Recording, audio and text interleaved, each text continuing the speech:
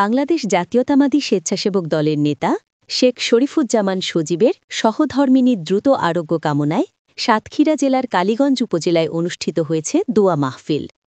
স্থানীয় নেতাকর্মী ও ধর্মপ্রাণ মুসল্লিদের অংশগ্রহণে অনুষ্ঠিত এই মাহফিল ছিল আবেগঘন ও হৃদয়স্পর্শী। বিস্তারিত জানাচ্ছেন সাতক্ষীরা কালীগঞ্জ প্রতিনিধি মোহাম্মদ মামুন বিল্লাহ পাঠানো ভিডিও প্রতিবেদনে।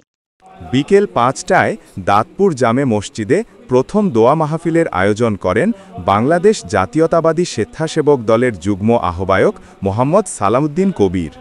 উপস্থিত ছিলেন উপজেলা স্বেচ্ছাসেবক দলের নেতৃবৃন্দ, স্থানীয় মসজিদ কমিটির সদস্য, তরুণ কর্মী এবং সাধারণ মানুষ।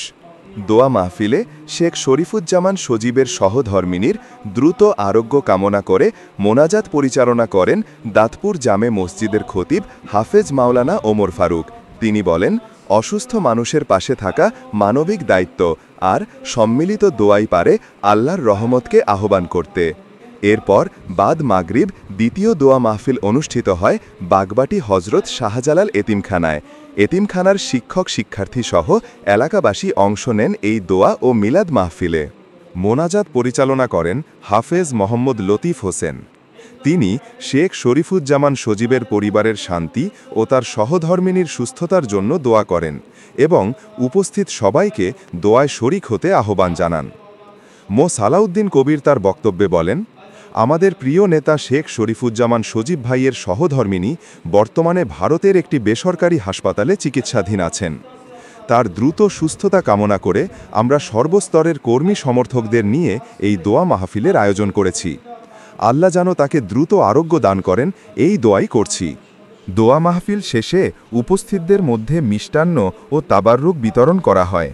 নেতাকর্মীরা জানান, শেখ শরীফুজ্জামান সজীব সবসময় দলের কর্মীদের পাশে থেকেছেন, আর আজ তার প্রিয়জনের সুস্থতার জন্য তারা একত্রিত হয়েছেন। স্থানীয় এক মুসল্লির তার বক্তব্যে বলেন, আমরা সবাই দোয়া করেছি আল্লাহ যেন উনাকে দ্রুত সুস্থ করে তোলেন। সজীব ভাই এলাকার গর্ব, তার জন্য সবাই একমত হয়ে দোয়ায় অংশ নিয়েছে।